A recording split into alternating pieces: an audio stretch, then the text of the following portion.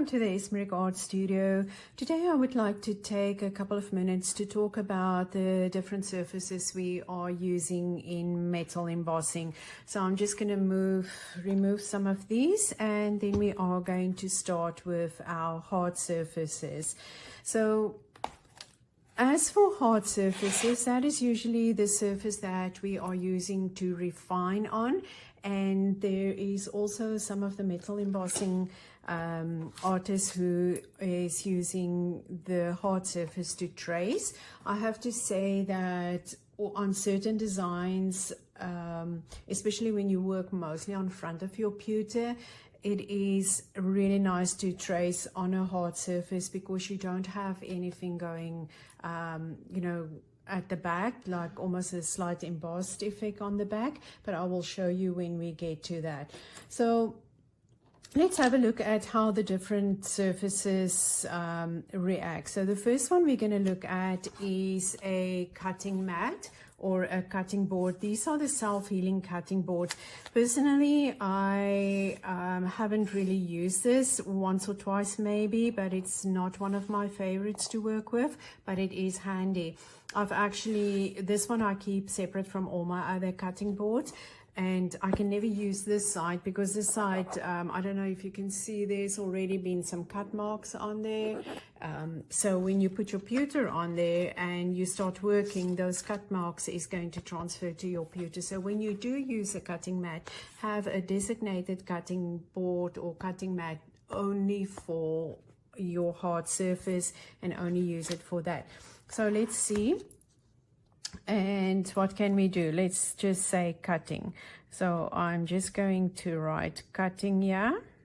That's to say if I can spell it. So this is the cutting board. And you can also use it for engraving. So when you do engraving, you can use your cutting board as well. Next one that we're going to be looking at, and this is the one that I started out, I think that was almost the only thing available really, or that was used that time when I started, was Perspex. So what I've done with my piece of Perspex is I have just glue my Perspex and my craft mat together so that when I work I could just interchange like that. So again, this is the Perspex, and I just realized I don't know how to spell Perspex. Oh my gosh, I will have to touch up on my spelling. So this is the Perspex, and as you can see, it looks fairly the same. The next one that I use quite often is a MDF board. MDF. It's just when I do engraving, what I find with the MDF board, although it is still a hard surface, it just gives me a little bit more indentation or low relief, or for the engraving.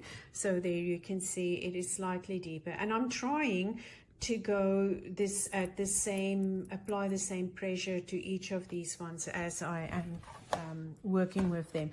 So the next ones is tiles. I have 3 tiles here. I have this very smooth tile, then I have a tile, it doesn't really have texture on, but it is not a glossy tile, and then of course the big tile down here at the bottom is a 24 by 24. I don't think it's really real marble, but it looks like a marble tile, and most of the time I just keep it when I'm working with bigger projects. It's nice to have it there, then I don't have to worry about bringing another surface in. So for tile first, what I do find with the tiles though, I'm going to go that one again because I didn't apply enough pressure when I started. So with the tiles, I find that when you do engraving, it is not as prominent as what it is with the other hard surfaces. So I'm just going to go tile 1, tile 2, and then this is tile 3. Not much difference between the tiles. But as you can see there, that is tile 1, tile 2, and tile 3. As you can see, it doesn't have a lot of engraving, or it didn't go right into the pewter, which makes it really nice for transferring design. So when you look at the back as well, you can notice your cutting board, your perspex, your MDF. Yes, you can see your tile 1, 2, and 3 on the back, but it is not as prominent as the other ones. So when that is bothering you, what you can do is you can just take your roller and you can just roll over it on the back on a hard surface. One of the reasons why I also like these working on the MDF is when we travel by road, I tend to sit and do some embossing in the car, and then this is a very handy thing to have with me. It's light, it's not like the tiles that is heavy. I guess I can take a small tile too, but this just works very handy. So these are the hard surfaces that we are using. Oh, and as I mentioned, mostly your hard surface are used for refining. So let me just quickly show you that. So when you're going to go in from the back, when you do embossing, you are going to do your line. You're going to come back onto your hard surface. You're going to use your paper stump, and you are going to flatten around it, and then you are just going to use your stylus or your refiner to refine it. And it really doesn't matter, you know, which refiner you use. Some even use the ball part of the stylus as to refine with. Others prefer using a Teflon tool to refine with. Again, for me as well, depending on the project I'm busy with, sometimes I do only use my Teflon tool. There is some projects that this is the only tool, well, not this one specifically, but that Teflon tool is almost the only tool that has been used in a project. So that is it for our hard surfaces.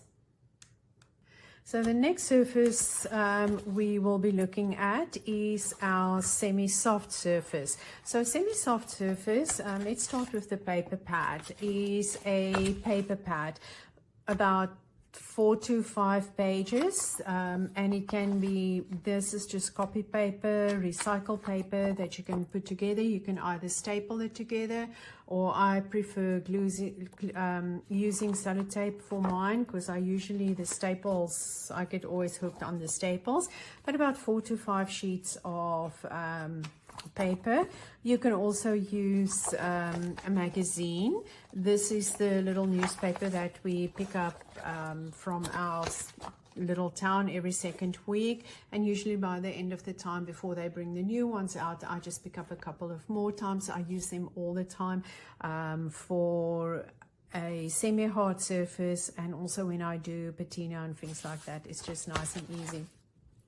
So again, oh, and then we have the lino. So the lino is not the lino that you put on floors. It is the lino that you would cut out when you make lino printing or even for stamping.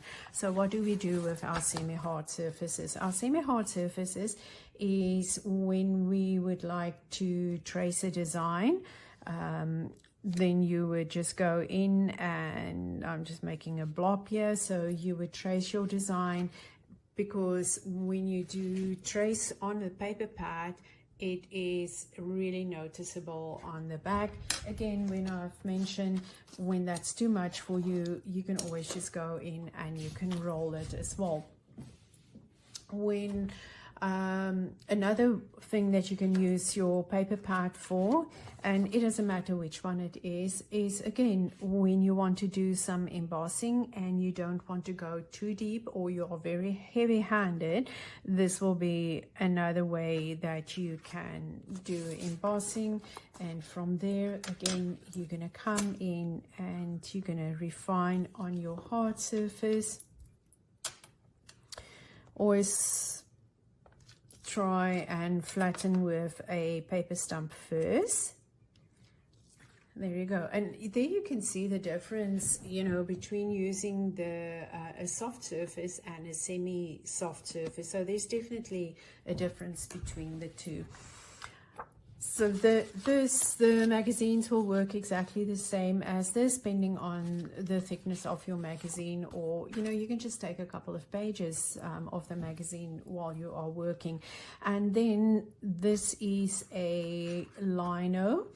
The lino is really nice to work with, and so again, the lino, you can just do engraving. Oh, the tracing of that, when I use the paper pad, you can also do engraving on your paper pad. Let me rather just go back to the paper pad. So you can also do engraving with the paper pad. And something I really like to use my paper pad for is when I work with my texture wheels. So you will just go in and zoop. Oh no, it slides so much. And there you go. Maybe I must just try and use a different one and just see which other one I have here. Oh no, that is not okay. Oh, can you believe it? I have so many, and now that I look for one, I can't find anyone. So this is the wavy wheel. Yep. And it just gives you a really nice texture if you use it on the paper pad. You can also use your texture wheels on a hard surface too. That is when you don't want to have you know, as engraved or etched as what, like this one. So this one is more subtle. You can also, when you do it from the back on your paper pad, you can have almost like an emboss effect. And then when you come in with your paper stump, you can just, you lose some of it with when you refine it, you know, some of your design, but it works as well. Maybe not as good with this texture wheel that I have used. So back to the lino. So as for the lino, again, you can use it for engraving as well. And then another technique that you can use it for is when you do high relief and you only work from the front.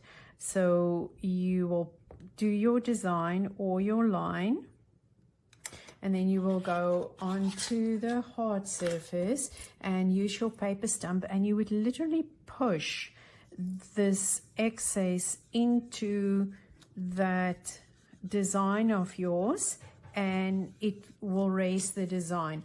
So this is a technique that I have learned from Cecilia Smith. She's a metal embossing artist in Namibia, and it's really working very well. You know, sometimes you don't feel like flipping and flopping around with your pewter. So when you do this, it's a really nice way of doing high relief as well. So you're just gonna go again. Even if you work on the front, you still have to come in and refine this. And then once you're done with that, you can come in with your refiner and you're just going to do that. And again, that's going to be on the hard surface. And as well, when you do refining, we're moving away from surfaces now, but when you do refining, don't try and bend your arm in, you know, unnatural ways. Just rather move your pewter around and keep your hand steady. So that is it for the semi-soft surfaces. Yeah, let's move on to the next one. So the last surface I'm going to be talking about is the soft surfaces. So again, there is quite a variety of things that you can use for a soft surface. The first one I'm going to start with is just an ordinary craft mat. So again, you can do some engraving with this as well, but you have to be very careful if you are heavy-handed, because it is really going to be, pushing the pewter down. But again, you can come in with your roller and you can just roll it, and it is nice and flat again. So you will definitely have a little bit more of a debossing effect when you do it on here. But typically, again, when you come in, it will be for embossing. So again, you are going to work on the back of your pewter, flatten it on the front, on the hard surface, take your refiner, and you are just going to refine it. So this is where the soft surfaces is going to come in handy. It is mostly used for embossing and then eventually high relief as well. Another thing that I use my mat for, my craft mat for, is, as you can see, it's full of holes, is when I work with my ball and cup tool. So you would put your pewter face down, and then working on the back of your pewter, come straight in from the top, and you would just wiggle it down. Don't wiggle it so much that you go right through your pewter, and you will turn your pewter around onto your hard surface. Oh, and you need to turn your tool around, and you would just flatten it like that, and you have a perfect little dome. Again, it's optional if you would like to go in with your paper stump just to flatten it, the area around it, or not. So that is the craft mat. The next one is suede. So I really like working on the suede. It gives you the same effect as what the craft mat has. What I just find is sometimes I feel like I have a little bit more control over, or when I work on the suede. So again, you're just going to, once you've made your lines or your design, you're just going to come in and you are going to refine it. There's not much difference between the two. It is all a matter of preference, which one you are going to find is going to work best for you. We all have our favorite tool or our favorite thing, and yeah, just work around it and see which one is working best for you.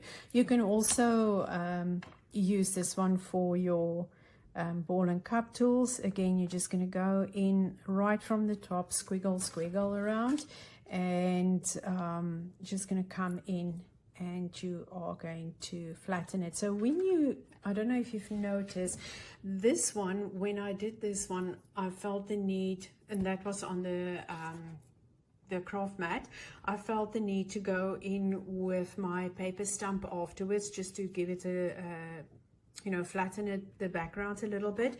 Where I did this one, and I didn't feel the need that I have to grab or reach for my paper stump to flatten the background. So that's the suede. Then the next is a variety of sponges. So I think they call it, I think it's sponges. It is just hard, it's very dense. This one not as much. This one is flexible. These two that I have, they're also flexible, but not as much. They're way more sturdier than what this one is. They are just different thicknesses. This one is even thicker than those ones. So again, it depends on the effect that you want. How much engraving do you want? How high would you like to have your high relief? So when you make your line, and here you can see your line is substantially deeper. One thing you have to pay attention for is when you work, the thicker your soft surface is, the more control you are going to need with your tool, because you can very easily go, wiggly, or you can have issues where you come, I have to make this now because now it's not going to happen, where you have sort of a point somewhere in your line. That happens when your control is not as good on a softer surface surface. So again, flatten with your paper stump, and then you're just going to come in and you are going to refine it. And we are going to refine. I don't know if you will be able to see this,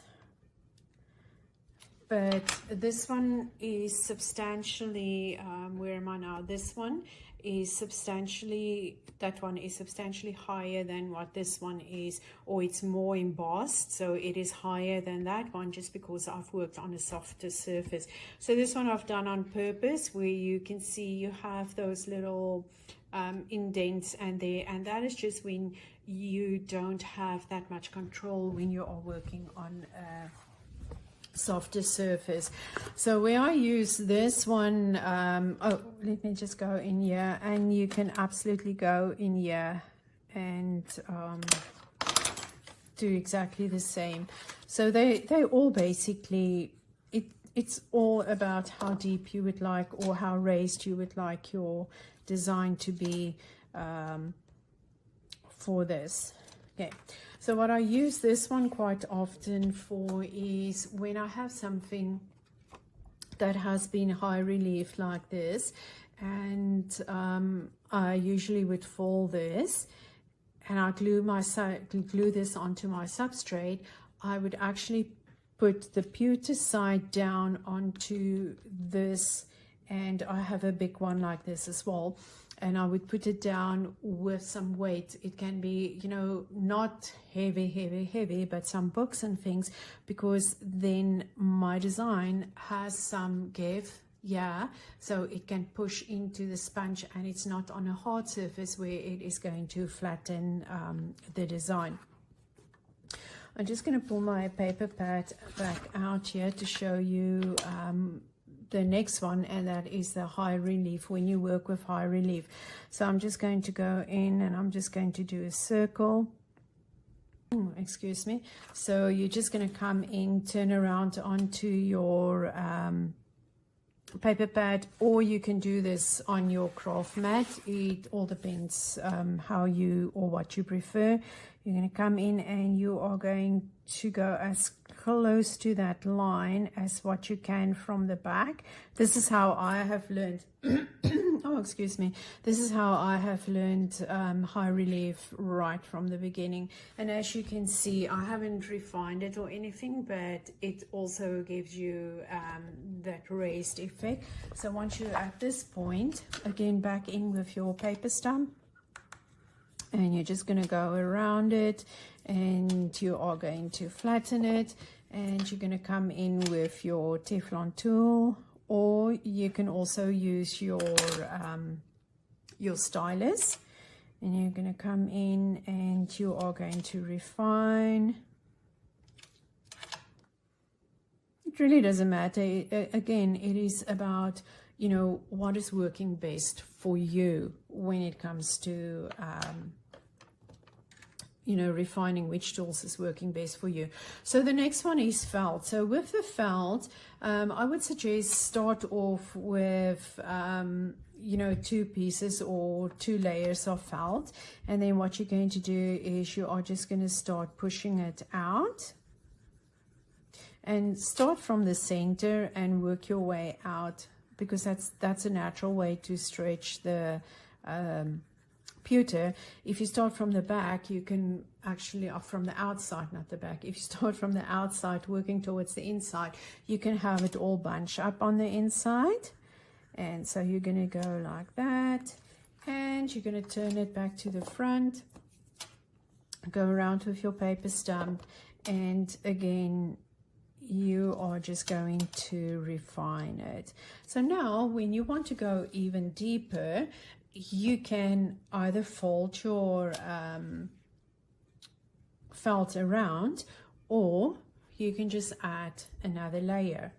and then once you've added your another layer, you are going to do, I'm not going to do it, you're just going to do exactly the same. You're going to go higher, or there I do it, you're going to go higher, you're going to come back, you are going to refine, and if you still want to go higher, you can continue on adding layer upon layer upon layer of the felt. So currently I have about 5 layers here, so I'm not going to push it out the whole depth of the 5 layers because that's going to be too much too quickly, but just to show you how high you can actually go. And again, I just would like to refine. It's best to refine every time after you have stretched your metal. It just keeps your design nice and neatly. So now if you would like to go even higher than that, your relief, what you can start doing is, like in the beginning with just the 2, you can actually now start folding over. So you will fold over and you will work on your design. You will go back onto your hard surface, you're going to flatten around, and you are going to refine. And so you're going to go on and on and on and on until you feel, okay, you know what, now I've reached the thickness that I would like to have. You have to cut off at some point, because there is going to be a point where this is going, the metal, you're going to work yourself through the metal, it just stretched too much. So yeah, that is basically the different surfaces that we are using in metal embossing. So let's quickly do a recap before we go. It is our hard surfaces, which is tiles. So again, there is different kinds of tiles that you can use. This is a smooth one. This one does not have texture, but it's not a very shiny surface. Then this one is basically the same as the big bottom one. It's just a smaller version of that. It's a smooth tile. You have your MDF that you can use if you travel or you go camping. You know what, you can use this if space is an option. You also have your perspex that you can use as a hard surface. Actually, for that matter, you can use glass as a hard surface as well. But, you know, just knowing myself, I will most probably break the glass most of the time. So perspex as a hard surface, and then also you can use a cutting board or a cutting mat. Just make sure that you do not use it to cut. So those are the hard surfaces that we can use. Next, we're going to just recap our semi-hard surfaces or our semi-soft surfaces. And those are just a magazine that you can have, or I wouldn't use newspaper because, you know, just for your hands, the ink might give off. You can use a paper pad that you can make yourself. You can also use recycled paper. It does not have to be new paper. And then it is also the lino. The lino is really nice to work with as well. And then when it comes to our soft surfaces, it is our craft mat. It is suede that you can use. You can use different thicknesses of this dense sponge that is out there. And then felt is quite popular to use as a soft surface. So I hope you have enjoyed, you know, the different mediums or the different surfaces that we are using in metal embossing. And if you have any questions, or even if there's a surface that you are using that you find is really working very well for you, please let us know in the comments. And yeah, and if there is one, I would really like to try that as well. Thank you so much for joining me in the studio today, and always remember, the world of reality has its limits. The world of imagination is boundless.